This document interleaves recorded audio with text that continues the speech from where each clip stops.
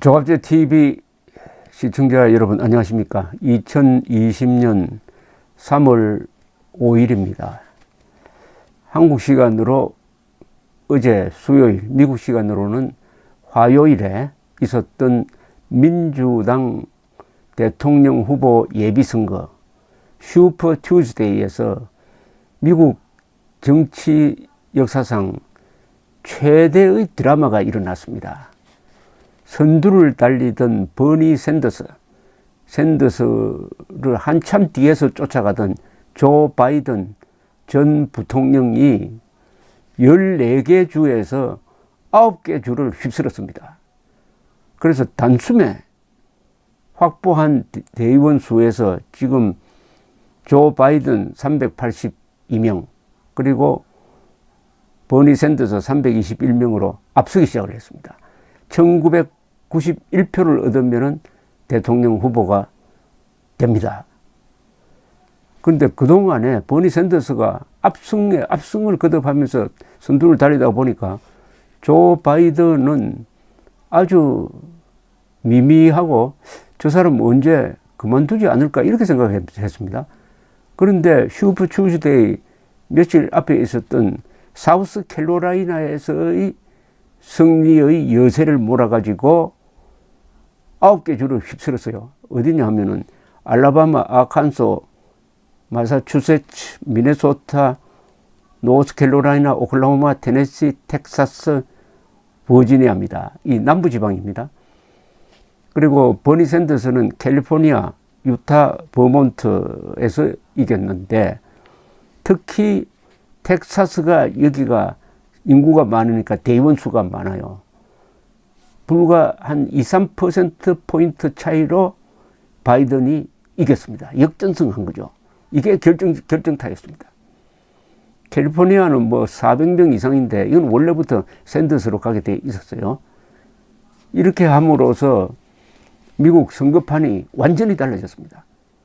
즉 앞으로 미국 민주당 후보 결정은 두 사람 사이에서 이루어질 겁니다. 결정전은. 즉, 바이든과 샌더스인데 두 사람 다 70대 후반입니다. 트럼프도 마찬가지죠. 그런데 지금 현재로는 바이든의 승산이 있어 보입니다. 이번 슈퍼 투즈데이 이 역전극이 워낙 드라마틱해가지고 모든 관심이 지금 조 바이든에 가 있습니다. 더구나 조 바이든은 트럼프와 아주 원한이 있습니다. 트럼프가 작년에 왜 탄핵 소추가 되었습니까? 그것은 바이든 전 부통령의 아들이 우크라이나에서 가스 회사에 근무하고 있는데 트럼프가 어디서 그런 정보를 들었는지 부정 혐의가 있다. 그래서 우크라이나 대통령에게 압박을 해가지고 바이든의 아들 뒷조사를 하라고 했어요. 압박을 하면서 만약 응하지 않으면은 미국 의회가 이미 통과시킨 몇억 달러의 군사 원조를 안 주겠다 해가지고 동결을 시켜놨어요. 이게 들통이 나는 바람에 탄핵 소추가 되었던 것인데 상원이 공화당에 의해서 장악되고 있으니까 상원에서는 결국 기각이 되었습니다. 그런데 만약 대통령 선거에 트럼프 대 바이든이 붙어버리면 이게 일종의 복수전이 돼가지고 무슨 서부 영화에서 나오는 것처럼 아주 흥미진진하게 전개될 것으로 보입니다. 자, 근데 바이든이 그동안에 뭘 했느냐 하면 바이든은 누가 봐도 작년에 이미 바이든 대 트럼프가 될 것이다. 그러니까 트럼프가 준비를 한 거 아니겠습니까? 약점 잡으려고. 그런데 막상 민주당 후보 경선을 위한 토론을 하고 하는 과정에서 토론에 이 사람이 좀 약해요. 바이든은 어떤 사람이냐 하면은 벌써 29의 상원 의원이 됐습니다. 30대에 대통령이 되겠다고 말하면 뛰어들었던 사람입니다. 실패했지만은. 그러니까 또 8년 동안 오바마 밑에서 아주 성실한 부통령 역할을 했습니다. 이분은 이미지가 아주 젠틀맨입니다. 트럼프와는 완전히 반대입니다. 그리고 아주 모범적인 사람이고 아주 매너가 참 좋은데 이 토론을 하면은 좀 밀려요. 사람을 흥분시키는 게 좀 약했습니다. 그러는 사이에 버니 샌더스가 튀어나오기 시작했습니다. 버니 샌더스는 사회주의자입니다. 과거의 언행을 보면은 공산 독재자를 좋아한 그런 말들이 많이 남아 있습니다. 그런데 트럼프가 말하자면은 백인 표를 얻기 위해서 극우적인 정책을 폈다 하면은 이 샌더스는 민주당 표를 얻기 위해서 일종의 극좌적인 정책을 약속을 하고 있습니다. 거의 무상복지, 무상의료, 무상교육 막 이렇게 하고 있으니까 이제 민주당 당원들이 불안해졌어요. 저런 샌더스가 후보가 돼가지고 트럼프와 대결하면은 백전백패다 이렇게 된 거죠. CNN의 어떤 유명한 앵커와 샌더스가 인터뷰를 하는데 앵커가 물었습니다. 당신이 말하는 그 무상복지에 예산이 얼마나 듭니까? 하니까 모른다는 거예요. 이런 황당한 또 이 보면은 상당히 영감처럼 보입니다. 노쇠해 보여요. 그래서 민주당원들이 이건 잘못하면 지겠다라고 전전긍긍하는 사이에 바이든이 치고 올라오니까 바로 몰표를 몰아준 것으로 보입니다. 특히 지난 화요일의 이 역전극에 바이든을 밀어준 세력이 누구냐 하면은 흑인들이었습니다. 남부에 있는 흑인들이 몰표를 주었고, 이 미국의 흑인들보다 더 숫자가 많은 게 히스패닉이라고 그래가지고 멕시코 계통 이민자가 많죠. 이 사람들은 또 지금 샌더스를 밀고 있습니다. 자, 우리나라로서는 지금 바이든의 대북 정책이 궁금합니다.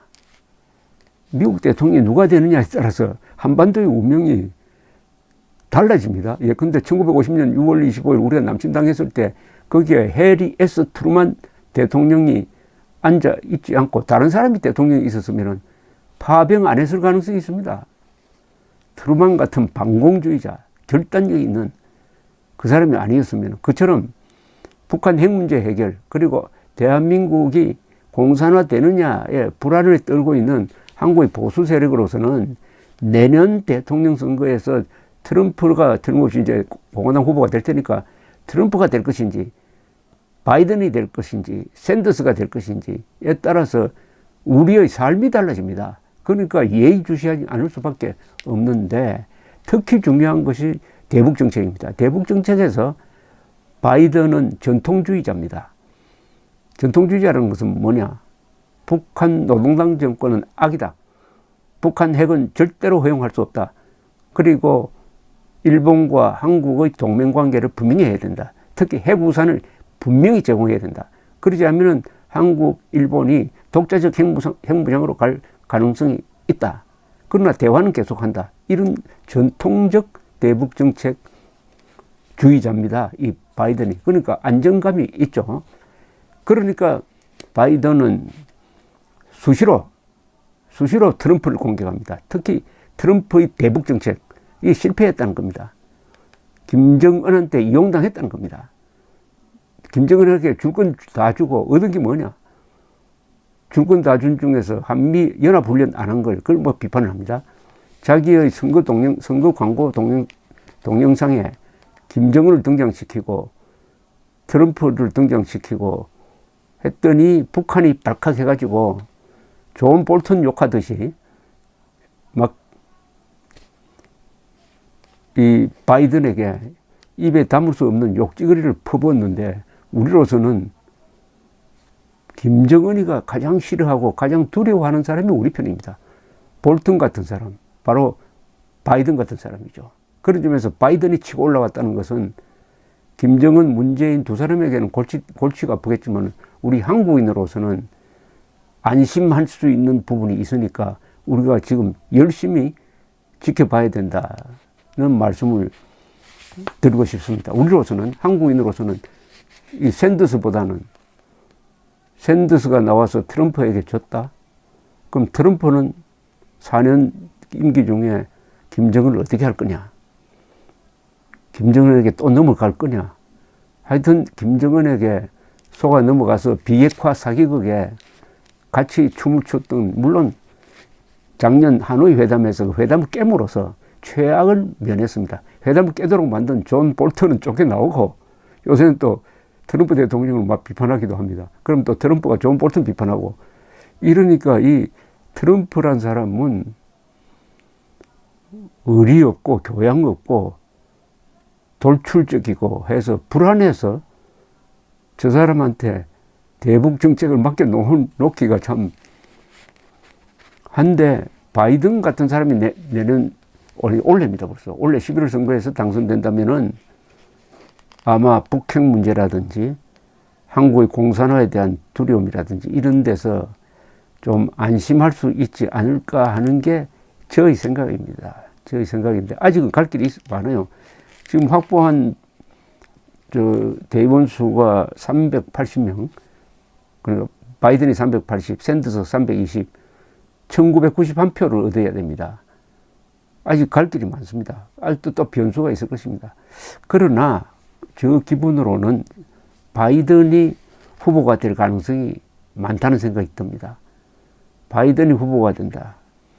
바이든과 샌더스를 비교를 하면은 미국이라는 나라의 지도자로서는 바이든 같이 경험이 많고 온건하고 젠틀맨이고 그리고 동맹에 대한 이해관계가 있는 사람이 되는 게 좋지 않을까. 지금 이번에 이 9개 주를 휩쓸었는데 그 반이 한 5개 주는 바이든이 한 번도 가서 유세를 한 적이 없는데 이렇게 표가 몰렸다는 것은 민주당원들이 불안했다는 겁니다. 민주당원들이 가만히 지켜보니까 저 버니 샌더스가 대통령 후보가 되었다가는 트럼프에게 백전백패할 것이다.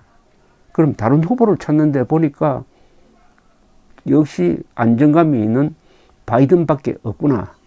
바이든은 전통적인 이 민주당 표를 또 모을 수 있지만은 이분이 상당히 보수적이므로 공화당 성향의 유권자들 표도 먹을 수 있다. 그러니까 중도 우파적인 요소가 있다라고 해서 이 사람을 선택한 것으로 보입니다. 미국 언론은 미국 시간으로 지난 화요일, 한국 시간으로 어제 있었던 이 바이든의 대역전극을 미국 정치 사상 최고의 드라마라고 이야기를 합니다. 왜냐하면은 작년은 바이든이 대통령 후보가 될 것이라는 여론이 많이 나왔는데 이 토론에 들어가니까 실제 또 이 예비 선거에 들어가니까 이 바이든이 좀 너무 소극적이고 토론을 잘 못해요. 그리고 너무 얌전하고 하다 보니까 이 잘못하면 탈락 위기에 서 있었습니다. 그러니까 일부 언론은 바이든이 어떻게 명예롭게 퇴장하느냐를 점치는 경우도 있었는데 불과 며칠 전에 사우스 캐롤라이나에서 처음으로 딱 이기면서 승기를 잡아가지고 슈퍼 튜즈데이 이 15군데 이 예비선거에서 아주 압도적으로 이겼습니다. 그러니까 지옥에 갔다가 다시 천당으로 튀어오른 경우입니다. 이 바이든은 이 개인사는 참 불행했던 사람입니다. 젊었을 때 부인과 아들이 교통사고로 죽었죠. 그런데 남은 아들이 지금 우크라이나에서 가스 회사에 근무하고 있는데 트럼프가 그 아들을 뒷조사해가지고 아들에 대한 무슨 부정 혐의가 있는 것도 아니고 더구나 우크라이나 대통령에게 압박을 넣어가지고 자기 아들 뒷조사를 하도록 해서 자신을 낙마시키려고 했으니까 얼마나 부글부글 하겠습니까? 그런데 이분이 아주 점잖아가지고 뭐 욕도 하지 않고 그 수모를 잘 견뎌내서 지금까지 왔습니다. 그러나 이번에 만약 트럼프 대 바이든이 되면은 이 우크라이나 스캔들이 아마 재연될 것입니다. 그럼 토론할 때 얼마나 재미가 있겠습니까? 이제 미국의 한국인 유권자들도 중요해졌습니다. 한국 개통 유권자, 한국계 미국인들이죠. 미국 국적을 가진 분들.